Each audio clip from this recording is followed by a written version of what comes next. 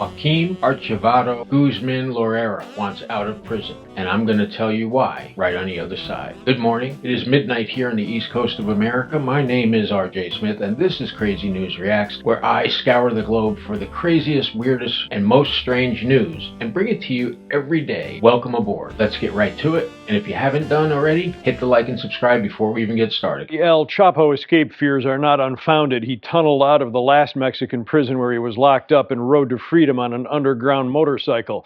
That was his second escape. Tonight, the I-Team has a letter from El Chapo in which he implies that U.S. prison officials are bullying him because he has escaped before. El Chapo, or the short one, is said by the Department of Justice has killed up to 3,000 people. He controlled 60% of the drug trade and his net worth more than $1 billion. Who said crime doesn't pay? However, at the age of 67, he is now serving a life sentence at Supermax ADX Florence in Colorado, where he is doing his best to get out of prison through pro se motions because apparently he can't get a lawyer. No one wants to work for him, and I don't blame them. This is an uphill battle for El Chapo, but the man nicknamed Shorty tonight is in a do-or-die situation. The convicted Sinaloa cartel boss, who was responsible for 80% of Chicago's illegal drug trade, trying to do something that would convince a court he was wronged by U.S. prosecutors or die in prison on a life sentence for racketeering conspiracy. Also an escape artist. There was no prison in Mexico that could hold this guy. He kept breaking out. And I got hooked on the television series that Netflix made about his entire life. And it's called El Chapo. Really good. I think it'll have you glued to the television set. And look, let's face it. He's not going to get out. I don't care what appeal he files. Even if the appeal grounds had standing, he is not going to get out because nobody wants him out, except maybe his family and the people who work for him. The sons apparently are running the business down in Mexico, but I believe they're under indictment right now. Nobody's ever broken out of the Supermax prison here in Colorado since opening in 1994, known as the Alcatraz of the Rockies. This airtight penitentiary has housed the worst of the worst,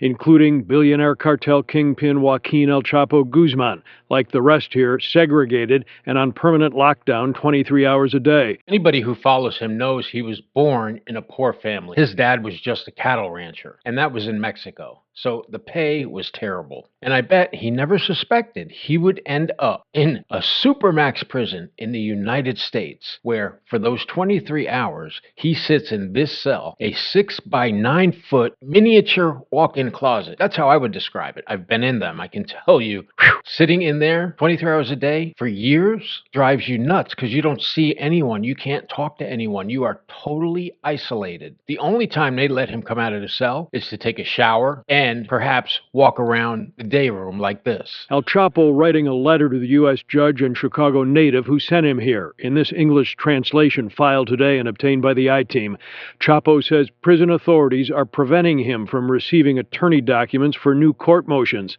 They always use the excuse that it's because Guzman fled from a Mexican prison, he writes.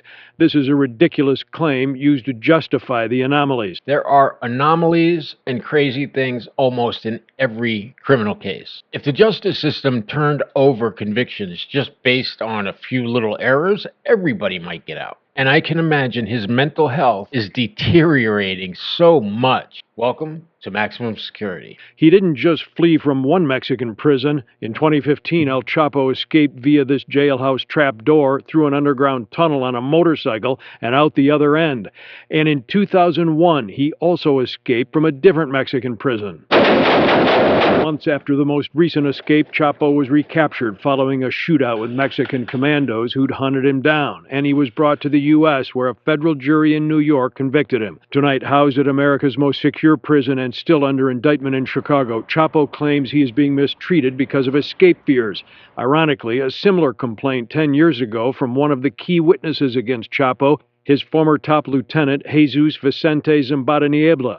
Yeah, so let me clear the air on snitches. Most of the snitching being done is done by defendants, and they snitch on themselves, usually during interrogation, or they slip up and talk to the cops. And if you're facing a life sentence, I would say most people that I've ever saw facing a life sentence cooperated with the state because they know their life is over, and they, of course, don't want to go to prison for the rest of their life. Now, Everybody gets found out when the other defendants that you snitched on come to trial because you have to get your ass up there on the stand, point fingers, and say him, him, him, him. The problem with El Chapo is he has no one to snitch on.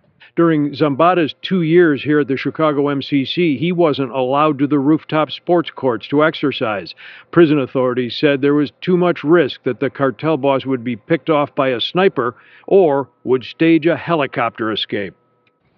El Chapo has been on a crusade since arriving at the Supermax in Colorado to communicate with his attorneys and allow them to deliver documents to his prison cell as he works to concoct a legal move that would result in his unlikely release. And look, chances of reversal on appeal for anyone is very unlikely. In state courts, only 12% of cases are overturned. And in the federal system, which is called the Bureau of Prisons, get this, 99% of federal convictions are not overturned. Plus, they have a 99.4% conviction rate. It's almost impossible to win in the federal system. 2022, there were almost 72,000 total cases in the feds. Just 290 defendants won their cases. Got a not guilty verdict. Well, let's say from the Justice Department down to the FBI and all the other federal law enforcement agencies, they don't bring a case unless they are positive they're going to get a conviction. That's why I tell you, Diddy is done. Those guys would have never went in his house the way they did on 2 coasts, which means they had to get 2 different search warrants, unless they have probable cause, which is evidence. I suspect he'll be arrested any day now. And then once convicted, it can take you decades to totally review an appeal. Look at the guys on death row. Some last 30 years. And winning an appeal in the federal system does not mean you're going home. Most cases are referred back to the original court of conviction for sentence modification or rehearing. Very few get let go. Tonight from here, the drug kingpin has filed this new court request that he be freed or retried. The document oddly signed by El Chapo Guzman himself and not an attorney. How does a guy worth billions of dollars, albeit in prison, not have a lawyer handle it? Yeah, you'd think he could afford a lawyer. Presumably he's got some advice behind the scenes, but yeah, on the face of it, he's applying for it himself. I can address this. You, my lovely subscribers, are a high-powered federal criminal defense attorney. You are contacted by the Sinaloa cartel, okay, or El Chapo himself for representation. Are you going to take that case? If you lose the appeal, you're probably going to lose your life. If you don't do exactly what he tells you, you're probably going to lose your life. Plus, the retribution you will get from federal agencies for trying to get this guy off. And that's very real. Just look at what's happening to Donald Trump nowadays. They have weaponized the justice system, and it is against everyone, too. A guy like El Chapo has no chance of ever getting out, just like John Gotti in the federal system died in his prison cell. You're not going to get out. This is the U.S. attorney for the Southern District of New York. These guys live and die by RICO. Like I just said, the mafia, look what happened. Totally taken down by Rudy Giuliani and the Department of Justice when he ran the show. He wants to be freed? Seriously? Does he really think anybody is going to do that? And his arguments for the appeal are ridiculous. For instance, he thinks he's going to win his appeal based on the restrictions he has in prison, while hundreds of other U.S. citizen criminal defendants are going through the same thing he's going through, and none of them have ever won that issue. He also claims that his extradition violated the treaty between the U.S. and Mexico. And the reason why that is complete nonsense is because Mexico asked us to take him off their hands. They agreed. Therefore, he has no standing in this appeal. He's going to die in prison, folks. Former federal prosecutor and ABC7 legal analyst Gil Sofer tonight has reviewed Chapo's filing for the I-Team.